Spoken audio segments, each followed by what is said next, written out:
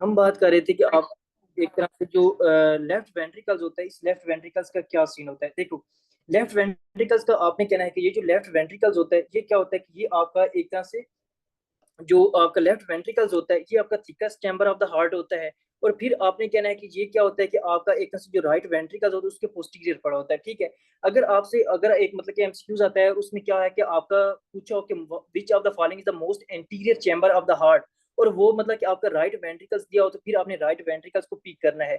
ठीक है, अगर मतलब कि दिया हो कि आपका which of the following is the most anterior chamber of the heart और उसमें एक तरह से राइट वेंट्रिकल्स ना हो और आपका लेफ्ट वेंट्रिकल हो, तो फिर आपने जो है वो राइट आपके लेफ्ट वेंट्रिकल्स को क्या करना है, एक तरह से पिक करना है। ठीक है, तो ये इस तरह आपने एमसीक्यूज को एक तरह से पिक करना है। ठीक है, अगर आपके देखें पहले मैंने क्या कहा था कि आपका जो अगर मतलब कि राइट वेंट्रिकल्स का ऑप्शन आ जाता है तो उसके साथ मतलब वो प्रॉपर लोकेशन नहीं बताएगा, वो सिर्फ यही कहेगा कि एक पेशेंट है वो गिरा है जनाब, उसको चेस्ट इंजरी हुई है और बताएं कि कौन सा ऐसा जो हार्ट का चैम्बर है जो ज्यादा डैमेज हुआ है, तो आपने कहना है कि राइट एट्रियम होता है। लेकिन अगर आपका इस तरह एमसीक्यूज है वो कहेंगे क्या हुआ कि ट्रॉमा हुआ है। ठीक है, एक पेशेंट है वो गिरा है, उसको ट्रॉमा हुआ है और ट्रॉमा कहाँ पे हुआ है, आपके फिफ्थ, ठीक है आपकी फिफ्थ या आपकी एक तरह से फोर्थ इंटरकोस्टल स्पेस के ऊपर। ठीक है, फिफ्थ या फोर्थ इंटरकोस्टल स्पेस के ऊपर हुआ है और आपके क्या पे हुआ है, इस तरह आप ये आपने पूरी स्टेटमेंट लिखनी है, फिर आपको समझ आ जाएगी। और फिर आपके क्या क्या कहेगा कि आपके निपल रीजन के ऊपर वो मतलब कि चोट मतलब कि इंजरी हुई है। और फिर क्या कहेगा कि जनाब आपका एक तरह से मिड क्लेविकुलर लाइन के ऊपर हुई है। ठीक है, कहाँ पे हुई है कि आपके मिड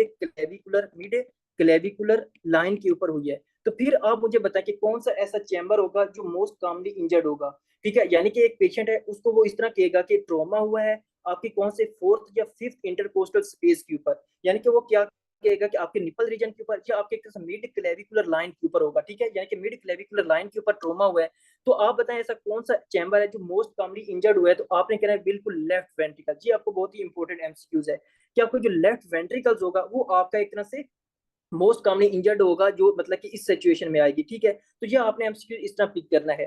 फिर आपसे ये पूछते हैं कि जनाब आपका ऐसा कौन सा चैम्बर होता है। ठीक है, यानी कि ऐसा कौन सा चैम्बर होता है जो आपका लेफ्ट आपका जो एक तरह से left lateral border of the heart बना रहा होता है। ठीक है, left lateral border of the heart, left lateral border of the heart, यानी कि आपका जो हार्ट का जो लेफ्ट बॉर्डर होता है वो कौन बना रहा होता है। तो आपने कहना कि जो आपका लेफ्ट वेंट्रिकल्स होता है वो लेफ्ट वेंट्रिकल जनाब आपके एक तरह से left border of the heart को एक तरह से बना रहा होता है। ठीक है, तो ये आपने लाजमी नोट करना है। राइट बॉर्डर कौन बना रहा था, राइट बॉर्डर आपके राइट एट्रियम और आपका सुपीरियर वेना केवा बना रहा था, जबकि लेफ्ट बॉर्डर और लेफ्ट लेटरल बॉर्डर कौन बना रहा है, आपने कहना कि आपके जो लेफ्ट वेंट्रिकल्स होते हैं वो आपके लेफ्ट बॉर्डर को एक तरह से बना रहे होते हैं। ठीक है, तो ये आपने एक तरह से क्या याद करना है, आपके लेफ्ट वेंट्रिकल्स के बारे में याद करना है। और आई होप सो कि आपको यहाँ तक लेफ्ट वेंट्रिकल्स के बारे में, राइट वेंट्रिकल्स के बारे में और राइट एट्रियम के बारे में एक तरह से पता चल गया होगा। ठीक है, तो एमसीक्यूज भी आपको पता चल गया होंगे। अब हम आते हैं और डिस्कस करते हैं कि आपका क्या होता है कि आपका एक लेफ्ट एट्रियम, आपका लेफ्ट एट्रियम रह गया और हम लेफ्ट एट्रियम को जो है वो डिस्कस करते हैं कि इसका सारा क्या सीन होता है।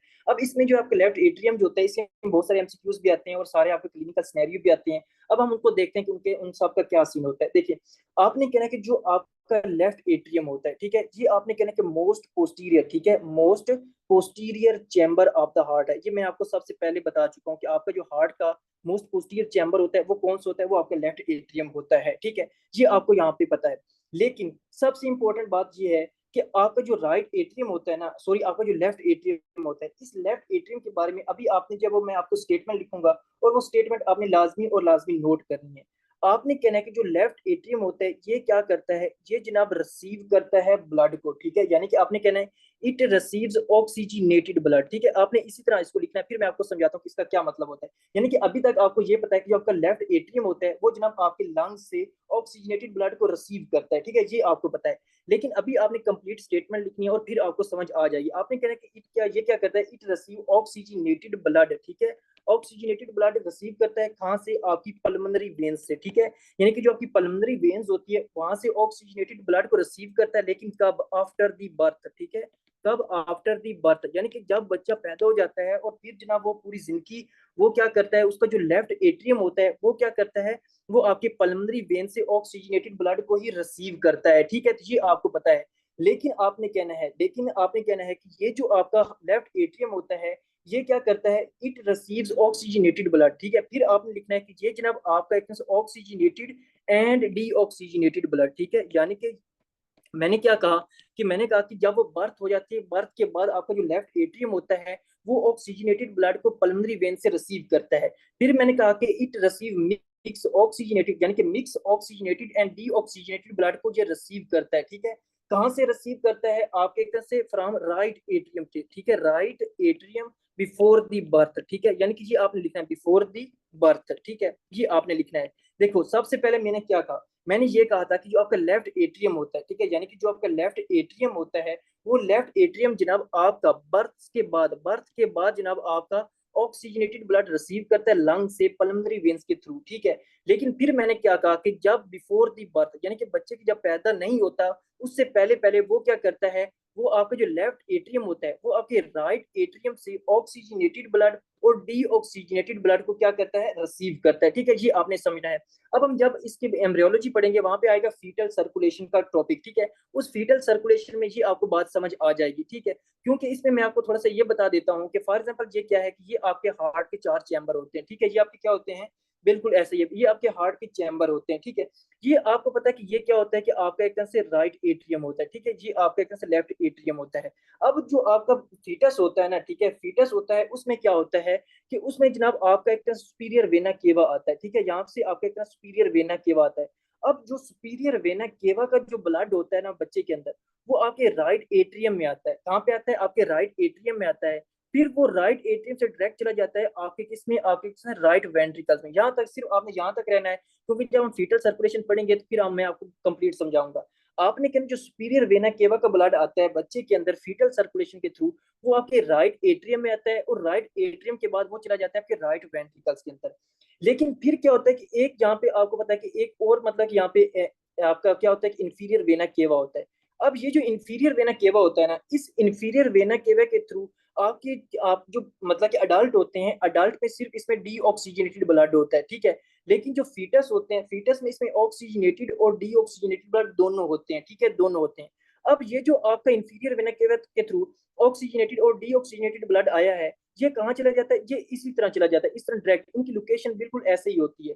ये आपके राइट एट्रियम में आता है। जैसे ही आपके राइट एट्रियम में आता है ना, तो इस सब बच्चे के दौरान बच्चा का जो हार्ट होता है, ठीक है, जब वो बंद रहा होता है, यहाँ पे एक मतलब कि सुराख होता है जिसको हम कहते हैं फोरामेन ओवेल, ठीक है, क्या कहते हैं? Foramen ovale. उस फोरामेन ओवेल के थ्रू ये जो ब्लड होता है ये आपका कहाँ चला जाता है? आपके लेफ्ट एट्रियम में चला जाता है, ठीक है। तो ये इस तरह आपने याद रखना है कि जो आपका राइट एट्रियम होता है, राइट एट सॉरी आपका लेफ्ट एट्रियम होता है, वो आफ्टर द बर्थ, बर्थ के बाद आपके पल्मोनरी वेन से ऑक्सीजनेटेड ब्लड को एक तरह से रिसीव करता है, ठीक है।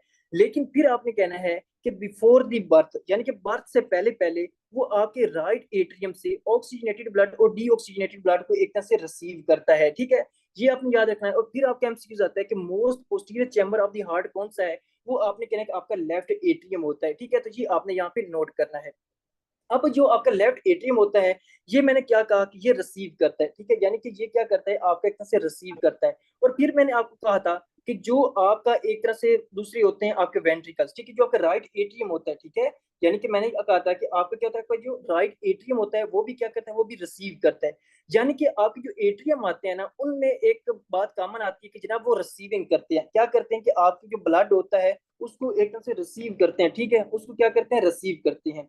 अगर हम बात करें कि जनाब वो ब्लड को क्या करते हैं? रिसीव करते हैं। अगर आपसे कोई पूछे, ठीक है, अगर आपसे कोई पूछे, देखो एक पेशेंट आपके पास, पाकिस्तान में ये पॉसिबल तो नहीं है, ये बहुत इंपॉर्टेंट कॉन्सेप्ट है। अगर आपसे कोई पूछे कि जनाब ये आपके हार्ट की क्या है कि आपके एक तरह से मतलब कि दोनों एट्रियम है, ठीक है, दोनों एट्रियम है, ठीक है।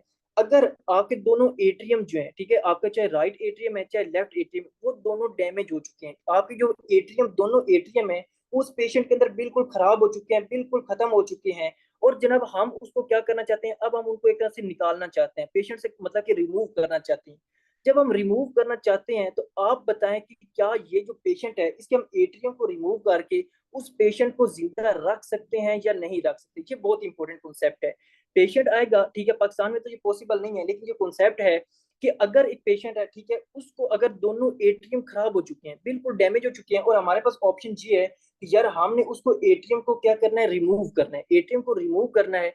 क्या हम उस पेशेंट को विदाउट एट्रियम क्या हम उसको जिंदा रख सकते हैं? तो आपने कह रहा बिल्कुल पॉसिबिलिटी है, हम उसको जिंदा रख सकते हैं। कैसे? सिर्फ आपके जो एट्रियम होता है ना, इनका काम क्या होता है? इन्हें रिसीव करना होता है ब्लड को। अगर हम क्या करें, अगर हम ये कहें कि जनाब हम जो है वो आपको जो सुपीरियर वेना केवा है और आपको जो इंफीरियर वेना केवा है उसको डायरेक्ट लगा दें किसके अंदर, आपके मतलब कि आपके किस में, आपके राइट वेंट्रिकल्स के अंदर, ठीक है। कहाँ लगा दें? आपके राइट वेंट्रिकल्स के अंदर। अब आपके जो राइट वेंट्रिकल्स होंगे ये आपकी डीऑक्सीजनेटेड ब्लड को रिसीव भी कर लेंगे, और फिर इसी डीऑक्सीजनेटेड ब्लड को आपके लंग्स तक जो है एक तरह से पंप भी कर देंगे, ठीक है। आपके लंग्स तक क्या कर देंगे? पंप भी कर देंगे, ठीक है। फिर हम क्या करेंगे, जो आपका पल्मोनरी वेन आएगी, ठीक है, जो आपके लंग्स की तरफ से जो पल्मोनरी वेन आएगी, उस पल्मोनरी वेन्स को हम डायरेक्ट कहाँ पे लगा देंगे? उस पल्मोनरी वेन्स को हम डायरेक्ट आपके लेफ्ट वेंट्रिकल्स के अंदर लगा देंगे। अब पल्मोनरी वेन्स को जब हम डायरेक्ट लेफ्ट वेंट्रिकल्स के अंदर लगा देंगे तो क्या होगा? होगा ये कि जो इसके अंदर जितना भी ऑक्सीजनेटेड ब्लड ऑफ लंग्स के अंदर आएगा, ये आपके एओर्टा के थ्रू आपकी पूरी बॉडी को एक तरह से मतलब कि ट्रांसफर कर देगा। बिल्कुल ऐसे ही है। तो ये आपके एक तरह से ट्रांसफर कर देगा, और फिर हम एक पेशेंट को आपका एक तरह से जिंदा रख सकते हैं, ठीक है। तो ये आपका इंपॉर्टेंट कॉन्सेप्ट आता है कि क्या हम मतलब कि दोनों एट्रियम को रिमूव करके आपके पेशेंट को जिंदा रख सकते हैं? तो आपने कहा बिल्कुल पॉसिबिलिटी है, ठीक है। अब मुझे पहले जल्दी से ये बता दें कि आपको यहाँ तक सही सही समझ आ रही है या बस मतलब कि बोर हो रहे हो? ज्यादा डिटेल में तो नहीं चीजें जा रही? मतलब कि अगर आप कहते हो कि जो बुक के ऊपर लिखा हुआ है, सिर्फ मैं आपको बुक के ऊपर जो भी लिखा हुआ वो मैं आपको समझा देता हूँ। अगर आप कहते हो कि नहीं मतलब कि इतनी डिटेल नहीं है, तो मतलब कि फिर भी मतलब कि पॉसिबिलिटी है, यानी कि आपको डिटेल से सही समझ आ रही है या बस बोर हो रहे हो आप? बता दें, सारे बता दें जल्दी से। बस एक को ही मतलब कि बहुत ज्यादा डिटेल लग रही है, दूसरे भी बता दें मतलब उनका क्या सीन है। सही है। चलिए सही है, मतलब कि दो तीन लेक्चर जो है ना आज और कल का, वो थोड़ा सा डिटेल से पढ़ते हैं, फिर जितनी भी चीजें होंगी वो मैं आपको जब वो सिर्फ बुक से ही वो मतलब कि पढ़ा दिया करूंगा, तो वहाँ पे चीजें लिखी हुई हैं, ठीक है, अगर आप बोर हो रहे हो। लेकिन फिर भी आपको डिटेल से पढ़ना चाहिए, उनके सारी मतलब की चीजें आपको पता होना चाहिए। अच्छा, ये आपका लेफ्ट एट्रियम का था ये वाला कॉन्सेप्ट। अब यहाँ पे आपको पता होना चाहिए कि जब आपका लेफ्ट एट्रियम होता है ना, ठीक है, फॉर एग्जाम्पल जी आपका क्या है कि आप एक स्कीमेटिक डायग्राम ड्रा करते हैं, और आपका क्या है कि ये आपका एक तरह से जो है लेफ्ट एट्रियम है। अब हम सिर्फ डिस्कस करते हैं कि जो आपके लेफ्ट एट्रियम की क्या सीन होता है। सॉरी, आपका आपका एक तरह से लेफ्ट एट्रियम, ठीक है, आपका लेफ्ट एट्रियम। अब ये जो लेफ्ट एट्रियम होता है ना, इस लेफ्ट एट्रियम जो होता है ये आपका एंटीरियर होता है, ठीक है। यानी कि अगर हम सीक्वेंस को ड्रा करें कि अगर हम सबसे पहले आगे की तरफ देखें कि आपने कहना है कि जो आपका लेफ्ट एट्रियम होता है ये थोड़ा सा आगे होता है, किसके आगे होता है?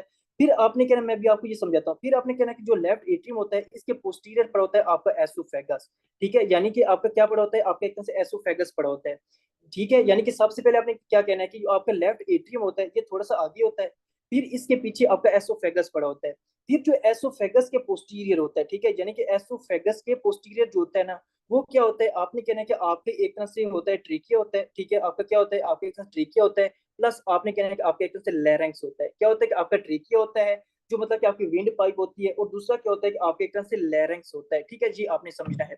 आपने कहना है कि जो आपका लेफ्ट एट्रियम होता है ये एंटीरियर होता है, फिर उसके पीछे एसोफेगस पड़ा होता है, फिर आपने क्या एसोफेगस के पीछे आपका ट्रेकिया पड़ा होता है, और आपके लैरिंक्स पड़ा होता है, ठीक है जी, आपने कहना है।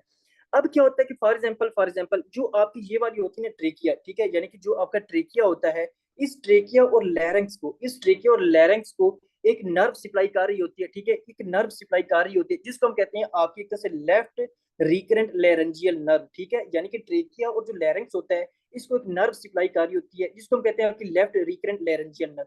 अब ये जो लेफ्ट रिकरेंट लेरेंजियल नर्व होती है ये आपकी ब्रांच होती है किसकी? वेगस नर्व की, ठीक है। किसकी ब्रांच होती है? वेगस नर्व की, जो कि 10th क्रेनियल नर्व है, ठीक है। यानी कि आपने कहना है कि आपकी जो वेगस नर्व होती है वहां से एक ब्रांच निकलती है जिसको हम कहते हैं लेफ्ट रिकरेंट लेरेंजियल नर्व, और ये जो लेफ्ट रिकरेंट लेरेंजियल नर्व होती है ये आपके ट्रेकिया और आपके लैरिंक्स को एक तरह से सप्लाई कर रही होती है, ठीक है।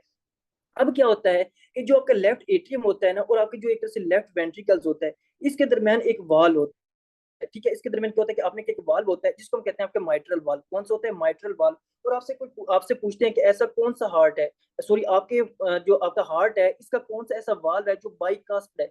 यानी कि आपने क्या है, सिर्फ आपका जो माइट्रल वाल है ये सिर्फ ऐसा एक वाइड वाल है जो आपका बाईकास्ट है, बाकी जितने भी वाल है वो आपके ट्राइकस्पिड है, ठीक है।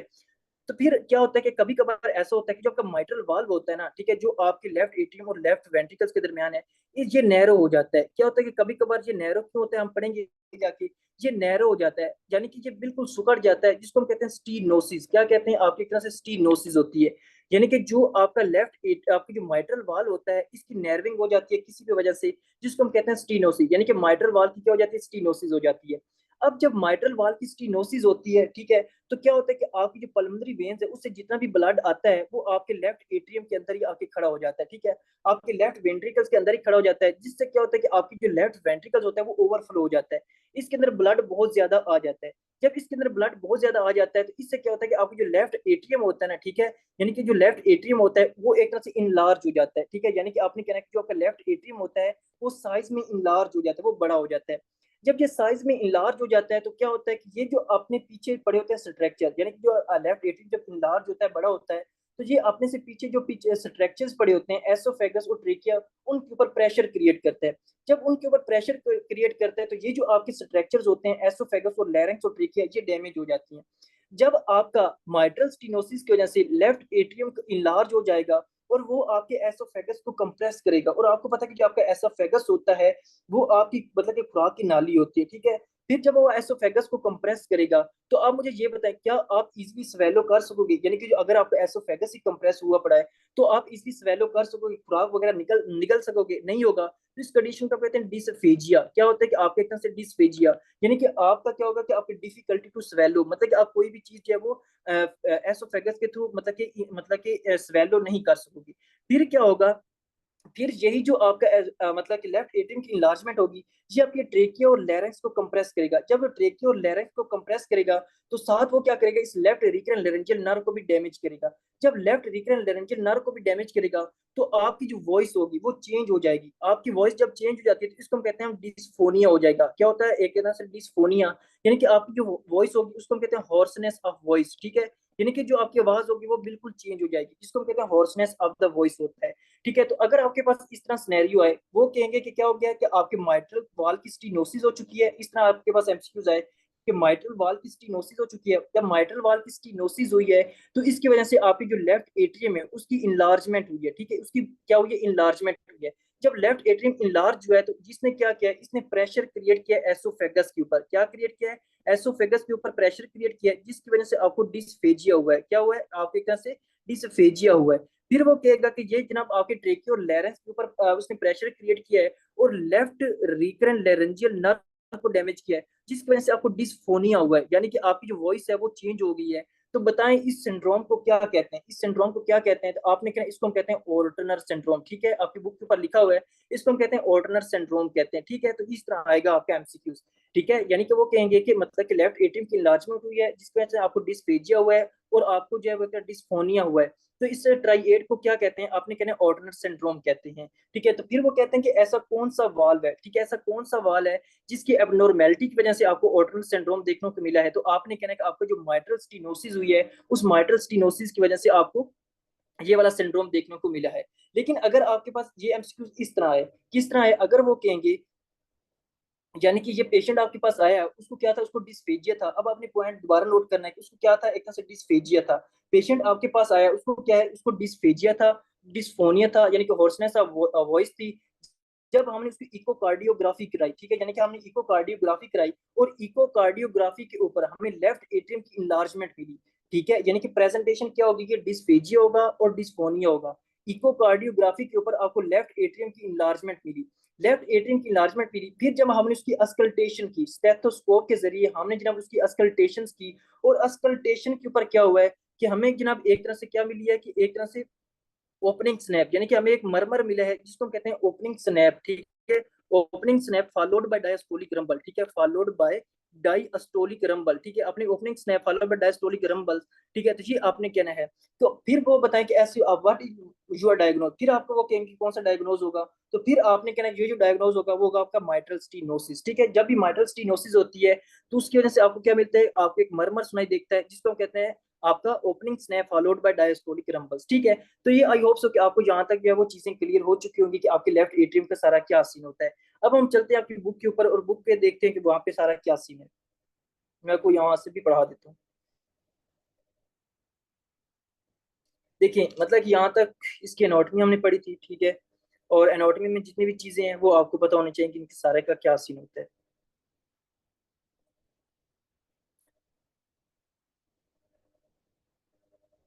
ये देखें, ठीक है, ये उसने मतलब यहाँ पे सिर्फ ये चीजें इस तरह बताई हुई हैं कि इनके सारों का क्या सीन होता है। लेफ्ट एट्रियम, ठीक है, उसने सिर्फ बताया हुआ कि ये क्या है कि आपका most posterior chamber of the heart है, और जब आपकी इसकी इंलार्जमेंट होगी, माइट्रल स्टेनोसिस होगी, तो वो आपके एसोफेगस को कंप्रेस करेगा, लेफ्ट रिकरल लेरेंजियल नर्व को ऑर्टनल सिंड्रोम हो जाएगा। फिर उसने बताया कि लेफ्ट जो right ventricle anterior chamber of the heart है, और किसी भी ट्रोमा में वो मोस्ट कॉमनली इंजर्ड होते हैं। और फिर मैंने आपको इसके पॉसिबल एमसीक्यूज बताए कि इसके सारे एमसीक्यूज कैसे कैसे आ सकते हैं, ठीक है, तो ये आपने नोट करना है। अब मुझे यहाँ तक पता है कि आपको क्लियर है इस मतलब कि जो चारों चैम्बर्स हमने डिस्कस किए हैं, इन चारों चैम्बर्स में आपको कोई मसला तो नहीं है?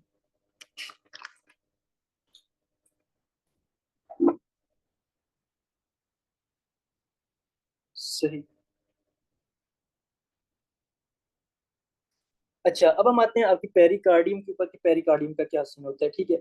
देखो, आपने यहाँ पे नोट करना है कि आपका जो मतलब कि पेरिकार्डियम लिखा हुआ है, ठीक है। अब हम आते हैं इसकी लेयर्स, यानी कि ये जो पेरिकार्डियम होती है ना, इसको हम इस तरह डिस्कस करते हैं कि आपकी जो हार्ट होता है इसकी लेयर्स कैसी होती है, ठीक है। यानी कि इसका टॉपिक इस तरह है कि आपकी लेयर्स ऑफ द हार्ट, यानी कि जो आपका हार्ट होता है उसकी लेयर्स कौन कौन सी होती हैं। आपने कहना है जो आपका हार्ट होता है इसकी मेनली तीन लेयर्स होती हैं, कौन कौन सी? एक होती है आपकी एक तरह से एपिकार्डियम, कौन सी होती है आपकी एपिकार्डियम होती है, जो सबसे बाहर वाली लेयर होती है उसको हम एपिकार्डियम कहते हैं, और इसको पेरिकार्डियम भी कहते हैं, ठीक है। क्या कहते हैं? एपिकार्डियम, जो पेरिकार्डियम भी कहते हैं। फिर आपने कहना है जो उसकी दूसरी लेयर होती है, ठीक है, जो दरमियान वाली होती है उसको हम कहते हैं मायोकार्डियम, ठीक है। क्या कहते हैं? आपके एक तरह से मायोकार्डियम कहते हैं। और जो आपकी तीसरी लेयर होती है, ठीक है, उसको हम कहते हैं आपके एक तरह से एंडोकार्डियम, ठीक है। क्या कहते हैं? आपके एक तरह से एंडोकार्डियम कहते हैं। देखिए, आपने क्या है, जो आपका हार्ट होते हैं इनकी मेनली आपकी कितनी होती हैं? आपकी तीन लेयर्स होती हैं। एक को हम कहते हैं आपकी एपिकार्डियम कहते हैं। क्या कहते हैं? आपकी एपिकार्डियम जो सबसे बाहर लेयर होती है, उसके नीचे आपकी मायोकार्डियम होती है, और फिर आपकी एक तरह से एंडोकार्डियम होती है। अब ये जो एपिकार्डियम होता है ना, इसके बारे में डिस्कस करते हैं कि इसका सारा क्या सीन होता है, ठीक है। यानी कि जो आपकी एपिकार्डियम होती है ना, इसका काम क्या है? इसका काम ये होता है कि इसने आपकी जो हार्ट होता है ना उसको प्रॉपर ओरिजिनल शेप में रखना होता है, ठीक है। यानी कि आपका फॉर एग्जाम्पल जो आपकी हार्ट का एक प्रॉपर शेप है, ठीक है, उस शेप को, उस हार्ट की प्रॉपर क्योंकि आपके हार्ट का बहुत सारा काम होता है, उसमें आपके ब्लड को जो है वो पंप करना होता है आपकी पूरी बॉडी के अंदर, ठीक है। अब क्या होता है कि उस तरह हो सकता है कि आपकी जो हार्ट है वो पूरी जिंदगी पंप कर करके उसकी जो शेप है वो चेंज हो जाए। तो क्या होता है कि ऐसा कोई चैम्बर होना चाहिए जो आपके हार्ट को प्रॉपर उसी जो है वो शेप के अंदर रखे। तो आपने कहना जो आपकी एपिकार्डियम होती है, जो पेरिकार्डियम होती है, वो क्या करती है? वो आपके हार्ट की जो ओरिजिनल शेप होती है उसको मेंटेन करके रखती है। अब जब ये आपके हार्ट को ओरिजिनल शेप में मेंटेन करके रखती है, और दूसरा ये क्या करती है, कोई भी आउटर सरफेस से कोई भी ट्रॉमा आता है ना, ठीक है, यानी कि आपके पास से कोई भी ट्रॉमा आता है, और उस ट्रॉमा से आपको जो चैम्बर बचाता है, ठीक है, आपके हार्ट को ऐसा कौन सा चैम्बर होता है जो आउटर स्ट्रेस से, यानी कि जो बाहर की तरफ स्ट्रेस आता है, कोई ट्रॉमा आता है, उससे बचाता है, वो आपकी एपिकार्डियम होती है। यानी कि एपिकार्डियम के बहुत सारे काम है। एक चीज आपके हार्ट की पूरी जिंदगी उसको ओरिजिनल शेप के अंदर रखता है, और फिर ये क्या करता है कि कोई भी आउटर सरफेस, कोई भी चैम्बर, मतलब कि कोई भी आउटर सरफेस से कोई भी ट्रॉमा आता है तो वो आपके हार्ट को जो है वो बचाता है। अब एपिकार्डियम के यानी कि बहुत सारे काम है। तो इसी वजह से क्या होता है कि जो आपकी एपिकार्डियम होती है ना, इसकी भी मजीद लेयर्स होती हैं, ठीक है। यानी कि एपिकार्डियम की जो है वो बहुत ज्यादा काम इंपॉर्टेंट जो है वो फंक्शन होने की वजह से जो एपिकार्डियम होती है इसकी भी आगे लेयर्स होती हैं। अब कौन कौन सी लेयर्स होती हैं? आपने कहना जो आपकी एपिकार्डियम होती है इसकी मेनली दो लेयर्स होती हैं। एक को हम कहते हैं आपकी फाइब्रस पेरिकार्डियम, ठीक है, यानी कि एक कहते हैं आपको फाइब्रस पेरिकार्डियम कहते हैं, ठीक है। और जो दूसरी लेयर्स होती है उसको हम कहते हैं आपके एक तरह से सीरस पेरिकार्डियम। क्या होती है? आपके एक तरह से सीरस पेरिकार्डियम कहते हैं, ठीक है। क्या कहते हैं? सीरस पेरिकार्डियम कहते हैं, ठीक है। अब जो सीरस पेरिकार्डियम होती है, इस सीरस पेरिकार्डियम के भी आगे मजीद आपकी जो एपिकार्डियम होती है, पेरिकार्डियम होती है, उसकी मेनली दो लेयर्स होती हैं। आपने क्या फाइब्रस फाइब्रस पेरिकार्डियम और सीरस पेरिकार्डियम। लेकिन जो सीरस पेरिकार्डियम होती है इसकी भी दो लेयर्स होती है। एक को हम कहते हैं आपकी विजरल पेरिकार्डियम, ठीक है। अब ये क्या होता है मैं अभी आपको बताता हूँ। एक होता है विजरल पेरिकार्डियम और दूसरी होती है आपकी एक तरह से पेराइटल, ठीक है। कौन सी? पेराइटल पेरिकार्डियम होती है, ठीक है। कौन सी? विजरल पेरिकार्डियम और पेराइटल पेरिकार्डियम होती है। अब फॉर एग्जाम्पल मैं क्या करता हूँ, यहाँ पे आपका हार्ट ड्रा करता हूँ, ठीक है जी। आपकी क्या है कि आपके हार्ट है प्रॉपर जी, उसके चैम्बर्स हैं, ठीक है।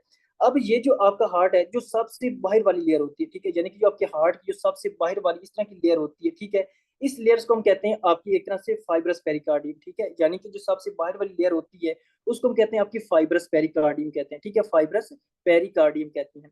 अब जो इसकी अंदर लेयर होती है बिल्कुल इसके साथ जो अटैच होती है, फाइब्रस पेरिकार्डियम के साथ जो एक लेयर अटैच होती है, ठीक है, इस तरह, उसको हम कहते हैं आपकी एक तरह से आपकी आपकी पेराइटल पेरिकार्डियम, ठीक है। कौन सी? आपकी एक तरह से पेराइटल पेरिकार्डियम कहते हैं, ठीक है। आपने बाहर से अंदर जाना है, ठीक है। सबसे बाहर आपकी फाइब्रस पेरिकार्डियम, उसके अंदर जो लेयर होगी उसको हम कहेंगे पेराइटल पेरिकार्डियम। अब ऐसी लेयर जो आपकी एक तरह से जो पेरिकार्डियम की ऐसी लेयर जो हार्ट के साथ अटैच होगी, इस तरह हार्ट आपके दिल के साथ होगी, उसको हम कहेंगे आपकी विजरल पेरिकार्डियम। कौन सी? आपकी एक तरह से विजरल पेरिकार्डियम।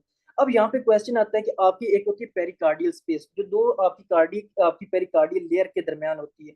तो आपकी पेरिकार्डियल स्पेस किसके दरमियान होती है? तो आपने कहा कि जो आपकी विजरल पेरिकार्डियम होती है और जो आपकी पैराइटल पेरिकार्डियम होती है उसके दरमियान होती है। यानी कि यहाँ पर जो आपकी विजरल पेरिकार्डियम और पैराइटल पेरिकार्डियम होती है, इसके दरमियान आपकी पेरिकार्डियल स्पेस होती है। ठीक है, तो पेरिकार्डियल स्पेस किसके दरमियान होती है? विजरल पेरिकार्डियम और पैराइटल पेरिकार्डियम के दरमियान आपकी ये होती है पेरिकार्डियल स्पेस होती है। ठीक है, तो ये आपने याद रखना है। फिर यहाँ पे क्वेश्चन आता है कि ऐसी कौन सी नर्व होती है, ठीक है, ऐसी कौन सी नर्व होती है जो आपकी पेरिकार्डियम को एक तरह से सप्लाई कर रही होती है? तो आपने कहना है कि आपकी फ्रीनिक नर्व होती है। ठीक है, कौन सी? आपकी एक तरह से फ्रीनिक नर्व होती है। ये जो फ्रीनिक नर्व होती है ये आपकी पेरिकार्डियम को सप्लाई कर रही होती है। फिर यहाँ से आता है कि आपकी जो फ्रीनिक नर्व होती है उसका रूट क्या है? तो आपने कहना C3, C4 और C5, यानी कि जो C3 और C4 और C5 है ये आपकी फ्रीनिक नर्व की जो है वो रूट वैल्यू है। ठीक है, लेकिन फिर आपसे एमसीक्यूज आता है कि कौन सी ऐसी मेन रूट वैल्यू है, यानी कि जो फ्रीनिक नर्व है इसकी मेन रूट वैल्यू क्या है? और ये आपके एमसीक्यूज भी आया हुआ है। तो वो कहते हैं कि आपकी जो C4 होती है, यानी कि आपकी फ्रीनिक नर्व की जो रूट वैल्यू है वो कौन सी है? वो C3, C4 और C5 ही है। ठीक है, लेकिन फिर आपके पास एमसीक्यूज आता है कि कौन सी ऐसी मेन मतलब कि रूट वैल्यू है, कौन सी मेन रूट वैल्यू आपकी फ्रीनिक नर्व की? तो आपने कहा जो आपकी C4 है, और ये आपका एमसीक्यूज आया भी हुआ है कि जो C4 है ये आपकी फ्रीनिक नर्व की मेन रूट वैल्यू है। ठीक है, तो ये आपने याद रखना है। अब यहाँ तक हमने डिस्कस कर लिया कि यहाँ पे क्या लिखा हुआ है कि तीन लेयर्स होती हैं, होती मेनली दो है, दो लेयर होती हैं, लेकिन आपकी फाइब्रस पेरिकार्डियम सीरस होती है। फिर जो आपकी फाइब्रस होती है आपकी सीरस होती है वो पेराइटल और आपकी एक तरह से विजरल में डिवाइड की होती है। ठीक है, विजरल पेरिकार्डियम ये एपिकार्डियम का एक ही नाम है, ये आपने याद रखना है। फिर आपने पैराइटल पेरिकार्डियम और एपिकार्डियम के दरमियान पेरिकार्डियल स्पेस होती है, इसके दरमियान पेरिकार्डियल फ्लूइड होता है जो हम पढ़ेंगे। फिर वो कहते हैं कि पेरिकार्डियम जो है वो फ्रीनिक नर्व से जो है वो ड्राइव मतलब कि सप्लाई होती है। फिर आपने इसके नर्व रूट लिखने हैं कि इसका क्या सीन होता है, और मेन नर्व रूट आपका जो है वो एक तरह से आपने कहना C4 होता है। ठीक है, तो ये आपने लाजमी इसके ऊपर नोट करना है। अब आपका जो आपके एक तरह से पेरिकार्डियम होती है ना, ठीक है, इस पेरिकार्डियम की अगर इन्फ्लामेशन हो जाए, ठीक है, अगर इस पेरिकार्डियम की क्या हो जाए, एक तरह से इन्फ्लामेशन हो जाए, तो उसको हम कहते हैं पेरिकार्डाइटिस। ठीक है, क्या कहते हैं? आपके एक तरह से पेरिकार्डाइटिस कहते हैं। अब इस पेरिकार्डाइटिस को मतलब कि आज हमारा जो टॉपिक था इसमें ये इंक्लूड था, तो हम इसको डिस्कस कर लेते हैं पेरिकार्डाइटिस का क्या सीन होता है। ठीक है, ताकि आज जो हमारा टारगेट था वो कंप्लीट हो जाए। देखो यहाँ तक मतलब कि मैंने क्या मतलब कि आपको मतलब उसके चैम्बर्स भी बता दिए, और फिर मैंने आपको पेरिकार्डियम के बता दिया, सारी लेयर्स का बता दिया, और फिर मैंने आपको कहा कि पेरिकार्डाइटिस होता है जब उसकी इन्फ्लेमेशन हो जाती है, तो उसको हम क्या कहते हैं? उसको एक तरह से हम पेरिकार्डाइटिस कहते हैं। ठीक है, तो यानी कि आपके अब हम डिस्कस करेंगे कि इसको पेरिकार्डाइटिस, और पेरिकार्डाइटिस में आपसे बहुत सारे एमसीक्यूज आते हैं, उनकी सारा आपको पता होना चाहिए। देखिए, आपने कहना कि पेरिकार्डाइटिस क्या है? आपने कहना कि इन्फ्लामेशन ऑफ द पेरिकार्डियम। ठीक है, यानी कि जब भी आपकी जो पेरिकार्डियम होती है उसकी इन्फ्लामेशन हो जाती है तो उसको हम क्या कहते हैं? उसको हम पेरिकार्डियम कहते हैं, उसको हम पेरिकार्डाइटिस कहते हैं। ठीक है, ये आपने कहना है। अब क्वेश्चन ये है कि जो पेरिकार्डाइटिस का जो पेशेंट होता है वो किस तरह आपके पास प्रेजेंट करता है? आपने कहना है जब ये पेशेंट आपके पास आता है इसको क्या होता है कि इसको शार्प, ठीक है, इसको शार्प चेस्ट पेन होती है। ये बहुत इंपॉर्टेंट है, इसको शार्प चेस्ट पेन होती है। अब ये जो शार्प चेस्ट पेन होती है ना, ये क्या करती है? ये जनाब उसके जो है वो दोनों बाजू यानी कि दोनों आर्म्स की तरफ जाती है, प्लस उसके जो शोल्डर्स होते हैं, ठीक है, उस शोल्डर्स की तरफ जाती है। ठीक है, ये आपने याद रखना है। अगर शार्प चेस्ट पेन, ठीक है, शार्प चेस्ट पेन हो, दोनों आर्म्स की तरफ जाए और दोनों शोल्डर की तरफ जाए, ठीक है, और फिर वो कहे कि ये जो पेन है, ठीक है, ये जो पेन है जब वो लेटता है, यानी कि जब वो स्पाइन पोजीशन के ऊपर होता है, और जब वो इंस्पायर करता है, ये दोनों आपने लिखना है कि जब वो लेटता है स्पाइन पोजीशन के ऊपर होता है, या जब वो इंस्पायर करता है, तो उस वक्त ये पेन जो होती है ये बहुत ज्यादा हो जाती है। लेकिन वो कहता है कि जब वो मतलब कि सीधा बैठता है, ठीक है, यानी कि जब वो सीधा बैठता है, सीटिंग अप करता है, या लीनिंग फॉरवर्ड, यानी कि या फिर आगे की तरफ बेंड होता है, ठीक है, आगे की तरफ बेंड होता है, तो उसकी जो पेन होती है, जो पेन होती है वो कम हो जाती है, पेन जो होती है वो कम हो जाती है। ठीक है, यानी कि जो पेरिकार्डाइटिस का पेशेंट आएगा वो क्या कहेगा कि उसको जो है वो शार्प चेस्ट पेन होती है। ये जो पेन होती है ये दोनों आर्म्स की तरफ जाती है, शोल्डर की तरफ जाती है। फिर वो कहेगा कि स्पाइन पोजीशन और इंस्पायरेशन के ऊपर जो पेन होती है वो बहुत ज्यादा हो जाती है। लेकिन जब वो बैठता है, उस सिटिंग अप करता है, और जब वो लीनिंग फॉरवर्ड यानी कि आगे की तरफ झुक जाता है, तो वो पेन जो होती है वो खत्म हो जाती है। तो बताएं आपका कौन सा डायग्नोज है? तो आपने कहना है पेरिकार्डाइटिस। ठीक है, क्या होता है कि आपके एक तरह से पेरिकार्डाइटिस होता है। फिर आपके पास एक एमसीक्यूज आता है कि वो कहते हैं कि आपकी जो एक तरह से पेरिकार्डाइटिस है इसकी मोस्ट कॉमन वायरल काज क्या है? ठीक है, बहुत इंपॉर्टेंट एमसीक्यूज है what is most common viral cause of the pericarditis? तो आपने कहना कोक्साकी बी वायरस, ठीक है, यानी कि आपकी बुक के ऊपर लिखा भी हुआ है जो कोक्साकी बी वायरस होता है ये आपका मोस्ट कॉमन काज होता है, ये मोस्ट कॉमन वायरल काज होता है आपकी किसका, आपकी तरह से पेरिकार्डाइटिस का, ठीक है। उसके अलावा और भी बहुत सारी काजेज होती हैं, ठीक है, जो मतलब कि यहाँ से आपको मैं बुक के ऊपर आपको रिवाइज मतलब कि यहाँ से एक्सप्लेन करवा देता हूँ, ठीक है, कि पेरिकार्डाइटिस का क्या सीन होता है। सिर्फ आपने यहाँ तक ये नोट करना है कि आपकी क्या होती है कि शार्प ल्यूरोटिक चेस्ट पेन होती है, और ये जो पेन होती है ये जब मतलब कि वो स्पाइन पोजीशन के ऊपर होता है, ये इंस्पायर करता है तो वो ज्यादा होती है, लेकिन जब वो लीनिंग फॉरवर्ड करता है, ठीक है, जब वो सामने झुकता है तो उसकी जो पेन होती है वो ठीक हो जाती है, ठीक है। तो ये इस तरह आपने इसको याद करना है। अब ये जो आपके पेरिकार्डाइटिस होता है ना, इसमें एक एमसीक्यूज आता है कि ऐसा कौन सा मतलब कि वायरल काज है जो मोस्ट कॉमन काज करता है आपकी पेरिकार्डाइटिस। तो आपने कहना जो कोक्साकी बी वायरस होता है, कौन सा आपके कहने से कोक्साकी बी वायरस होता है, वो मोस्ट कॉमन काज होता है ये जो मतलब कि करता है, ठीक है। फिर आपने कहना है कि ये जो आपका एक तरह से यहाँ पे आप लिखा होगा, हाँ ये मतलब कि कंफर्म इन्फेक्शन यहाँ पे नहीं लिखा हुआ, ठीक है, ये लिखा हुआ है, ठीक है, कि मतलब कि वायरल इन्फेक्शन कोक्साकी बी वायरस भी हो सकता है, कोई ना कोई ट्यूमर यानी कि कोई ना कोई ट्यूमर की वजह से भी आपको हो सकता है, क्योंकि हम जो ट्यूमर होते हैं वो भी आपकी पेरिकार्डियम को जो है वो डैमेज कर सकते हैं। ऑटो इम्यून डिजीज यानी कि एसएलई और रूमेटॉइड आर्थराइटिस, इसमें ऑटो एंटीबॉडीज बनती हैं जो कि आपकी पेरिकार्डियम को एक तरह से डैमेज करती हैं।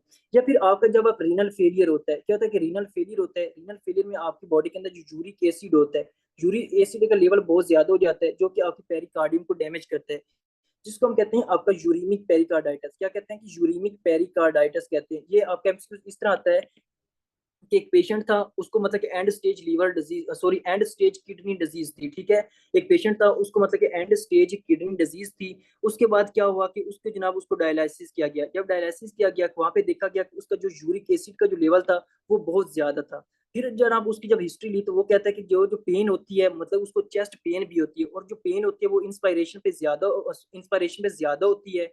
और जब वो एकदम से जब वो लीनिंग फॉरवर्ड करता है यानी कि जो पेरिकार्डाइटिस के सिम्टम्स बताता है, तो बताएं इसमें मोस्ट कॉमन काज क्या थी। तो आपने कहना जो यूरिक एसिड है उसने आपको पेरिकार्डाइटिस करवाई है, ठीक है। फिर आपने कहना कि जो आपका ड्रेसलर सिंड्रोम होता है, ये हम पढ़ेंगे कि आपका ड्रेसलर सिंड्रोम क्या होता है। और जब आप मतलब कि रेडियोथेरापी करवाते हो, यानी कि जब आप रेडियोथेरापी करवाते हो, चेस्ट रेडिएशन लगवाते हो, तो वो जो रेडिएशन होती है वो भी आपको एक तरह से पेरिकार्डियम को डैमेज कर सकती है, ठीक है। तो ये आपने याद रखना है। फिर वो यहाँ पे एक इंपॉर्टेंट एमसीक्यूज आता है कि वो कहते हैं कि ये जो पेशेंट होता है ना, इसकी ईसीजी की फाइंडिंग क्या होती है, यानी कि जो पेशेंट होते हैं इसकी ईसीजी फाइंडिंग क्या होती है। ये बहुत इंपॉर्टेंट है कि ईसीजी फाइंडिंग क्या होती है। ये जो ईसीजी फाइंडिंग होती है ना, इसमें क्या होता है कि आपका डिफ्यूज, ये आपने लाजमी लिखना है, और ये आपका एमसीक्यूज भी आता है। Diffuse S T segment elevation, ठीक है, ये diffuse S T segment elevation होता है, यानी कि आपका एस टी सेगमेंट एलिवेशन होता है। लेकिन ये जो सेगमेंट एलिवेशन होता है ये सैडल शेप होता है, ठीक है, ये बहुत इंपॉर्टेंट एमसीक्यूज है, ये अभी आया भी हुआ था। सैडल शेप या कनकेव शेप होता है, ठीक है, सैडल शेप या कनकेव शेप होता है, ठीक है। आपका एमसीक्यू किस तरह आएगा कि ईसीजी के ऊपर पेरिकार्डाइटिस की कौन सी मतलब की फाइंडिंग होती है। तो आपने कहना कि डिफ्यूज, आपकी diffuse wide spread saddle shape S T segment elevation, और वो कनकेव शेप होगी, कनकेव शेप। अगर वो इस तरह पूछे कि कन्वेक्स शेप कौन सी है, यानी कि अगर कन्वेक्स शेप आएगी तो फिर आपको मायोकार्डियल इंफार्क्शन होगा, ठीक है, आपको कौन सा होगा, मायोकार्डियल इंफार्क्शन होगा। यानी कि अगर आपकी एस टी सेगमेंट एलिवेशन है वो सैडल शेप है या कनकेव शेप है तो फिर आपकी पेरिकार्डाइटिस होगा। लेकिन अगर वो कन्वेक्स शेप है तो फिर आपका मायोकार्डियल इंफार्क्शन होगा, ठीक है। तो ये आपने लाजमी नोट करना है। तो ये आपकी एस टी सेगमेंट एलिवेशन होती है, ठीक है।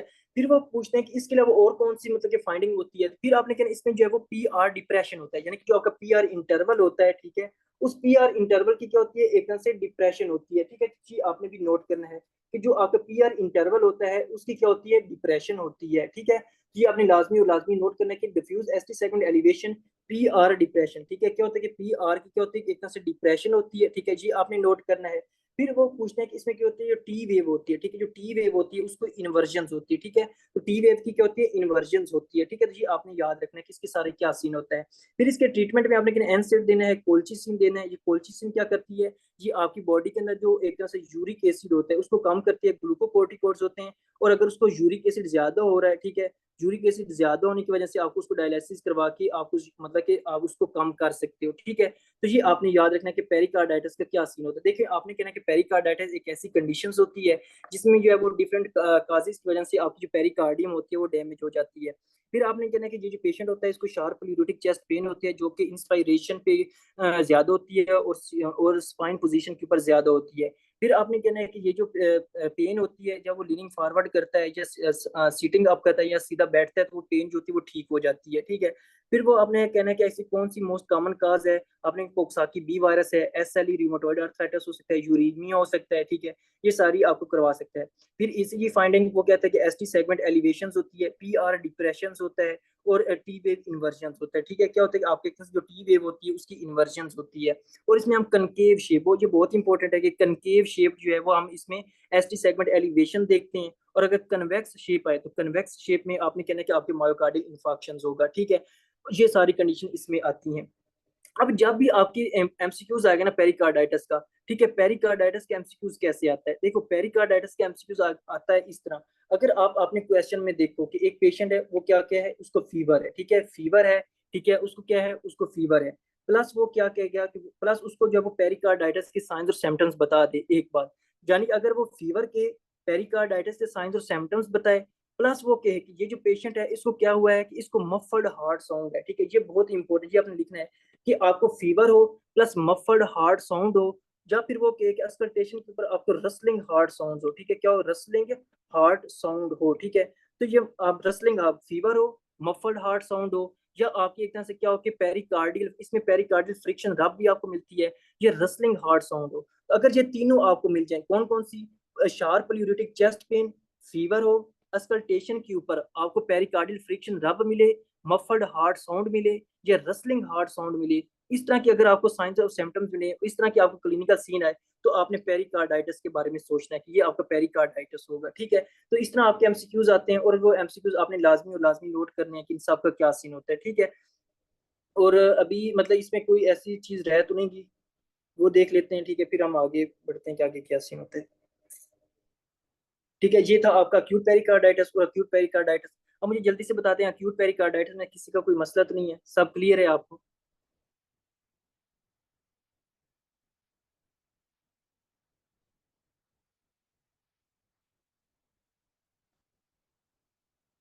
सबको क्लियर है ना?